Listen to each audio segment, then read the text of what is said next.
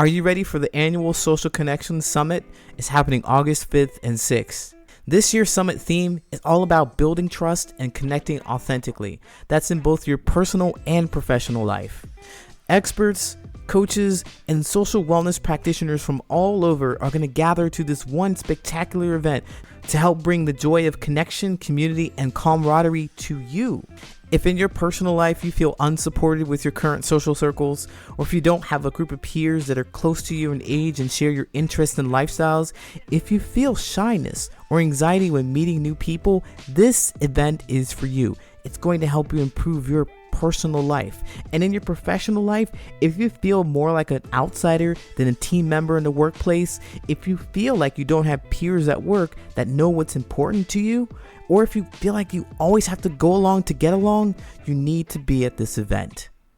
I promise you, you will leave empowered with skills and knowledge to create the social, emotional support that you need in both your personal and professional life. You don't have to just be friendly at work. You can actually be friends. Come find out how. Don't wait. Get your tickets now. VIP ticket holders will receive private, personalized one-to-one coaching session from up to 3 different coaches of their choosing. That's right. VIP ticket holders will receive private, personalized coaching.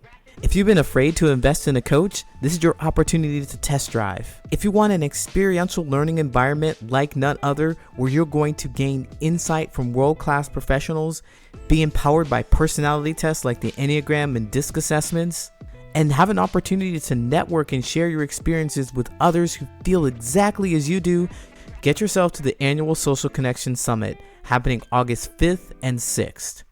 Go to patternsofpossibility.com to get your tickets, or check the link in the show notes. I'll see you there. Hey, what's going on? My name is Coach Lee Hopkins. My pronouns are he, him, his. You're listening to the Patterns of Possibility podcast. This is a podcast dedicated to helping you replace harmful patterns with new possibilities. In each episode, we'll explore topics that inspire you to be yourself, live your truth, and make lasting connections. In this episode, we're going to talk about conflict.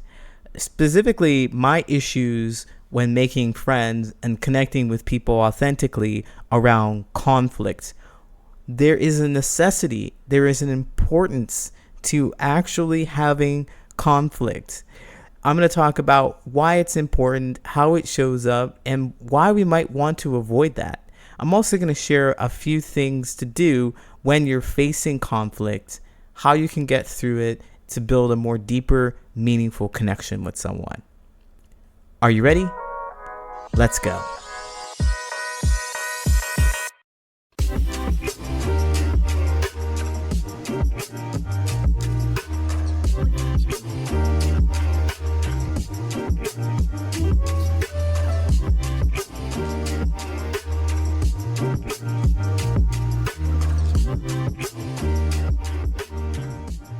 Okay, I know that I'm not alone in this, so I want to tell you about what conflict was for me when I was a kid and how I faced it growing up, what I learned about it.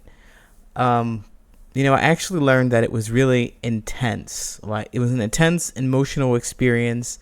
I also learned that it was impolite and it was hurtful for everybody to express it, to express my discontent, or if I were to upset somebody, or if I were not able to make them happy. I really learned that I was responsible for everybody else's feelings, and I could control those feelings through my actions. I know that I'm not alone in this. As a people pleaser, if you're a people pleaser, you can relate to this too. You have this all-encompassing power over all the people in your life, and you can make them happy or sad just by frowning, just by smiling, with your eye wink, however you move. You have control over those people. That's what I've learned. And I've learned that I needed to be a good person.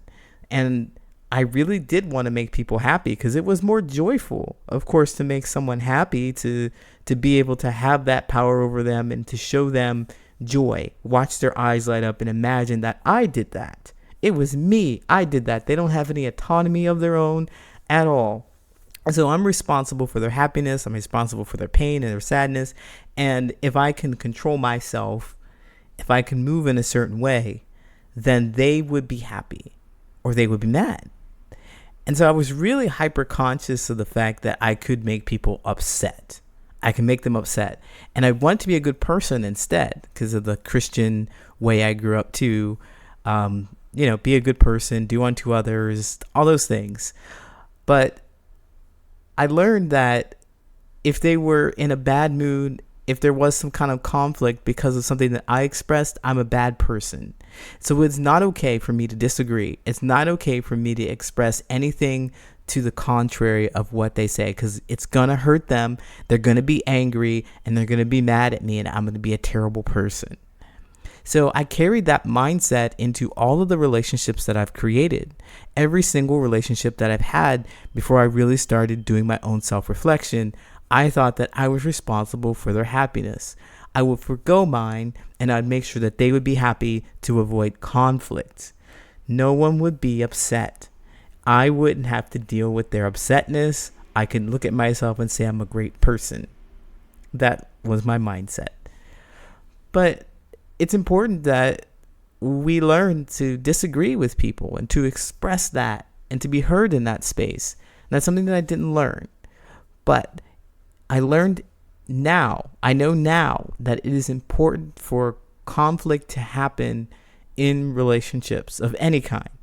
Conflict. And what I'd like to present to you today is this idea around what conflict is and how the word itself sounds like it is a really hurtful, antagonizing, intentionally painful word. It doesn't have a really easygoing feel to it. I mean, of course, it's conflict, but I'd like to replace that word with something else, because conflict sounds like strife. It sounds like pain. It sounds like war, hostile confrontation. It sounds like a struggle. So one of the things that I did was to replace that word with misunderstanding, to reframe the concept of fighting with someone. When I step into a conflict, now will be referred to as misunderstanding going forward. When I step into a misunderstanding with someone, it changes the mindset. Misunderstanding, in my humble opinion, and the way I look at it, is that I missed something. I did not understand their point of view, their worldview. I'm no longer responsible for how they feel. I'm responsible and interested in learning why they feel that way. That's it. In order to do that, I have to control and manage my own emotions so that I can hold space for them. So when we step into this space where there's a misunderstanding, the mindset shifts from I'm going to fight you to justify my feelings and downplay your feelings, because before I had to justify the fact that I was a good person, and if I expressed a feeling that upset them, then I was no longer a good person. So I was in that mindset. I have to justify who I am. I have to justify me being a good person, so therefore your feelings don't exist. But with the misunderstanding, I know that my feelings are valid. They're right. They're true. No matter what the situation is, I feel the way I do about it. And with the misunderstanding, I'm also able to recognize that they have the same kind of autonomy. They have the same worldview, or they have their own worldview. They have their own feelings, and they are expressing them. I just missed what the problem was. I just missed what set off that unpleasant feeling. And I'd like to know that.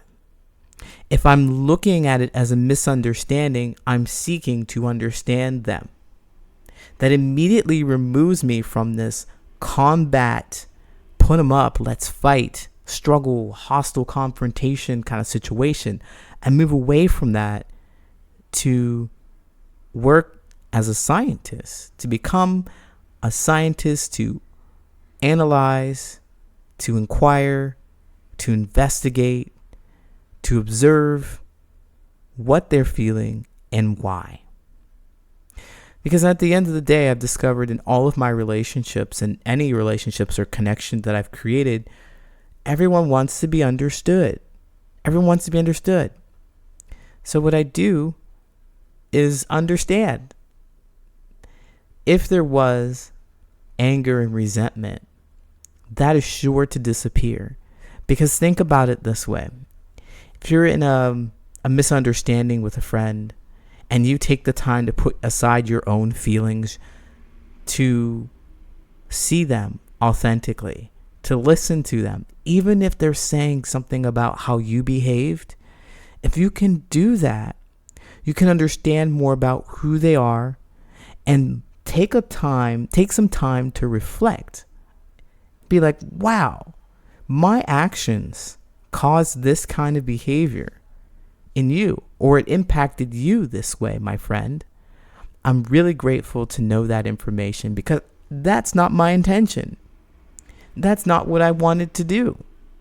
So now I know going forward to adjust instead of fighting against that. Your feelings aren't valid.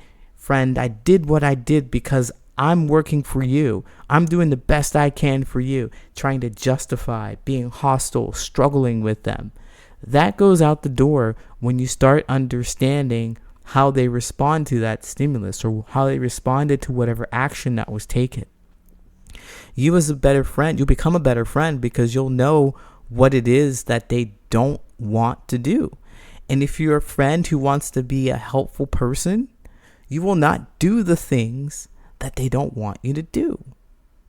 You'll never get to that point if you believe it's a confrontation, if you believe that it's a conflict when they share something like that with you. This is what I discovered in my journey. And so, what do you do when you find yourself, trying hard to keep it together, when somebody is expressing that you have done something that hurts their feelings or you have done something that they didn't desire for you to do? What do?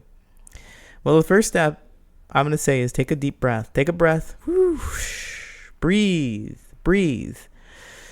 If you have intense emotions coming up, if they're showing up, if they're like, justify my anger. I was going to say justify my love, but justify my anger. I'm mad now because you don't appreciate me. You don't treat me right. You don't appreciate what I've done for you. And there's conflict. You want to go take care of that immediately. Do the best that you can to take care of that. It's going to be really difficult for you to understand them when you don't even understand yourself. We don't even understand why you're so upset and frustrated, because you're just going to take that energy and nail your friend with it. Boom. Rawr. All the anger, all the disappointment, all the justification that you're a good person. And if you want to be connected with them, you don't want that to happen. You don't want them to fight with you. You don't want to fight with them. You're not trying to hurt them. You have to pay attention and understand where that's coming from. Where? So go take care of that first. Take a deep breath. If you feel some anger, some frustration, sadness, whatever it is that comes up, is going to color the way they speak to you. If they share something more with you, you can't even hear the authenticity of their point of view because you're stuck in your own feelings. Step one, go take care of your own feelings. Go vent. Go write it out. Go make a video of yourself. Go do something with the energy, push-ups or whatever. Go process that energy that's coming out. And if it's happening in mid-moment, it's okay to ask for space. Actually, it's very important to ask for space, because on the other side of the fence, your friend who is interested in letting you know their point of view, if you say that you don't have the capacity for it now, it's in their best interest to give you space so that they can be clear about them getting their message through to you, so they can know that the next time you meet up, you're in a different headspace and that they will be heard authentically. So it's in their best interest to be like, oh, you can't hear me now. Okay, I got it. You need to go process. I'm going to go step away. But don't let it be for like months and years. Process that. Do the due diligence to process your own feelings about why you're so upset about someone telling you that the impact that they've had or that you've had on them wasn't what you desired. Go sit down, figure that out. All right, step 1, done. Step 2, still away from your friend. Try and consider what their point of view is. Now, this stage, go and talk to other people if you'd like about the point of view, neutral people about the point of view to give you some perspective. And then after you've gotten some perspective, maybe you've written it out, journaled, reflected on it, reread your stuff, reflected. Step 3 is to go talk to your friend. And here is the tricky part. It's the focus on them. You are trying to understand them. And in order to understand them, as I said before, you need to be able to put your feelings aside, tone them down a bit. So as soon as the conversation starts and it flares up again, you've got to pay attention to that. Turn it down. Do your best to turn it down, to have a real conversation. You're trying to see their point of view. You're trying really hard to see their point of view. And not only hear and see their point of view, but to demonstrate to them that you have heard their point of view, that you do know what their pain is with the actions that you've taken.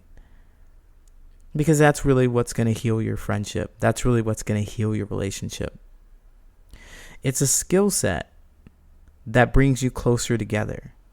And the reason why conflict is important, because we're not going to conflict or misunderstanding is important to acknowledge, is because we're not going to like all the same things. We're not going to like everything that the other person likes. You're not going to like everything your friend likes. You're not going to like the way things go. You're going to have feelings that need to be expressed. And this is one of the most difficult places to be. This is why friendships and connections fall apart. But if you can master this, you get to learn more about them. They feel safer with you when you're able to hold space for them and they're expressing their anger, expressing any feeling, joy, sadness, anger, frustration, or fear to you. You're going to build a better connection. You're going to show up as a safer, more trustworthy person when you hit these conflicts and turn them into misunderstandings and communicate. You will definitely, most undoubtedly, have better connections with the people around you. I'll be right back with the answer Reddit question. All right, now it's time for the Reddit friendship advice question. If you have a friendship advice question that you think I should answer, tag me in it on Reddit. My handle is Brilliant and Resilient. That's Brilliant, the letter N, Resilient. Vacations are ruining me and my best friend's friendship. My best friend and I have an amazing relationship, but over the last few years, I've felt she's been getting envious of vacations I'm taking. She got so upset on the last trip I took, she stopped talking to me for a month, all because she, quote, always wanted to go there. I went with a cousin, and I didn't invite my friend because my cousin invited me, and I felt like it was a trip just for our family. She casually mentioned going to this specific place once, and then claimed that I knew she wanted to go there. So now I invite her on my trips, thinking this would solve the problem. No, it made it worse. She traveled and does not understand. She's never traveled and does not understand how much it costs. And now she's mad at me because I'm, quote, taking trips without her again. I'm not paying her way. She spends her money how she wants and actively chooses and to buy tons and tons of unnecessary, in my opinion, items. It's making me feel ashamed of talking about my trips and posting pictures because she guilts me every single time. I give her 12 plus. I give her almost a year's notice and about how much everything will cost. And she just says over and over that she can't do it, which is totally fine. but then I still get guilted into feeling like an asshole. Is this friendship doomed? I love her, but I'm not going to stop living my life because she can't control her jealousy. Well, thank you, Poster, for writing, Redditor. It sounds like all these buzzwords in the post. I have the most amazing friendship, but I love her, but she guilts me. She's jealous. And here's some of the things that we just don't notice really as warning signs of a friendship that is not really good. We see all these really nice things. I wonder what are the nice things that you did. But this post isn't about all the nice things the fun things that you do together. But I'd be curious to know. And if you're in listeners out there, if you have these huge red flags and you're like, but they do this. Well, what is it that they do? I love them, but like, no, people really don't talk about the specific actions and behaviors of people when they say that they love what they do. That there are some things that they don't, but the things that get on their nerves, they're so quick to point them out.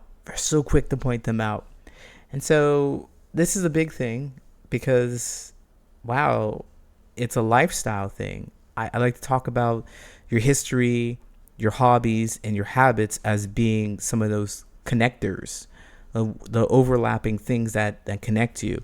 And so this will fall under the habits thing, the habit of traveling, habit of spending your money in a certain way. And connecting with people who don't spend the money the same way is a reflection of their values. And when we have values that don't align, we have conflict. We have conflict and misunderstanding because the way you're doing things is not the way I do things. I want you to be broke and I want you to stay home and spend your money on the way I spend my money so that we can talk about the way I spend my money or the way we've spent our money. But if you're doing something because your habits are different, whatever it is, you have a different job, you have more money, you're saving money, however you're making these trips, however you're going on these trips, it is not aligned with their values because if they really wanted to go, you were giving them ample time, you're giving them an entire year to figure out how to do it. It's not about going with you, it's about this value system that they have. They're spending money in ways that you would not spend money. As you said in here, she buys tons and tons of unnecessary items. And it's not like you're judging her for that. It's just that's what she's doing instead of living up to the values that you have.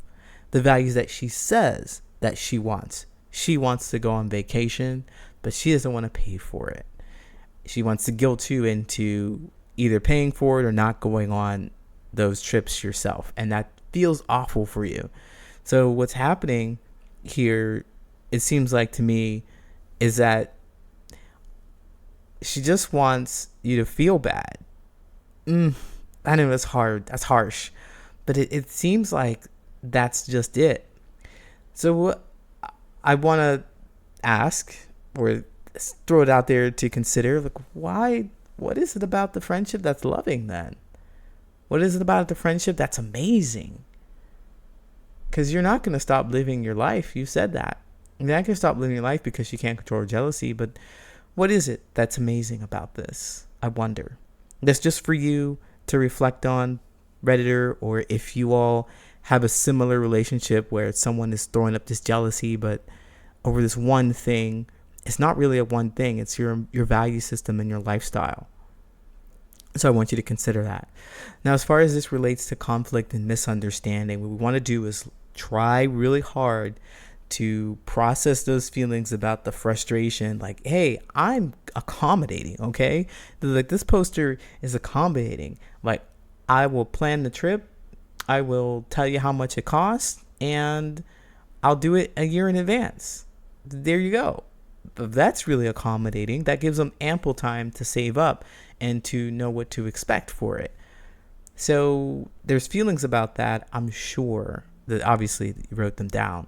But I'd like you to put those aside and walk in with this understanding piece. Trying to understand what's going on.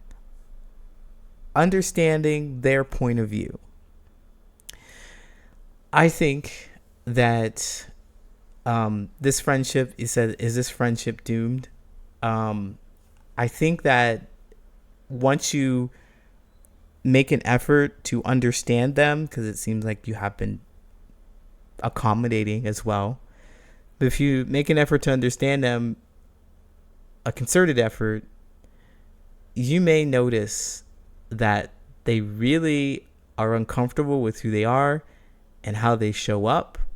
This is me reflecting a whole lot on my own experiences. They may feel like they're uncomfortable with who they are and how they show up, and they just keep showing that to you. They're jealous of something in your life, and you're going to keep seeing it. That's the understanding piece. You misunderstood, or you had conflict about going to a place that she always wanted to go to. So you feel justified in going, and she feels left out. You both have these conflicting points of view. And then you put your point of view down to the side, and you fully step on her side to understand what is up. What is so upsetting about her going on a trip? Figuring those pieces out, you may find that she's just jealous and she wants your lifestyle. She wishes she had as much money as you did, or the flexibility to do so and to do everything. You may discover that. But whatever it is that you discover, you are going to just see her fully and see her point of view.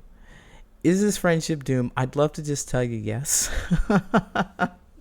I'd love to just say that.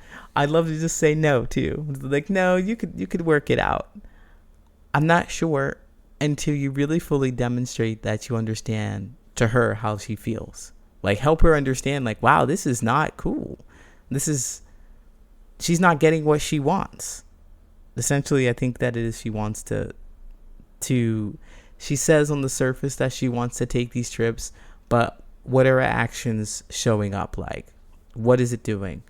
So when you step into this conversation, I would recommend that you don't let them blame you for what they're doing. Don't let them say it's your fault. It's you doing all these things and try to accommodate them anymore, because you've already done those things. Just make sure to demonstrate that you understand what's going on with them. Why are they so jealous? Why did they behave the way they do? Just seeing their point of view. And then once you see their point of view, you can decide what it is that you want to do. You can decide whether you want to leave the friendship, or you can decide to stay with the friendship. So I'd really love to learn about what you do in this situation. I hope that you're listening and you'll write me. Redditor, thank you so much for asking your question. I know that you didn't ask me to answer it, but I did, and I hope that it helps. Best of luck to you. Take care.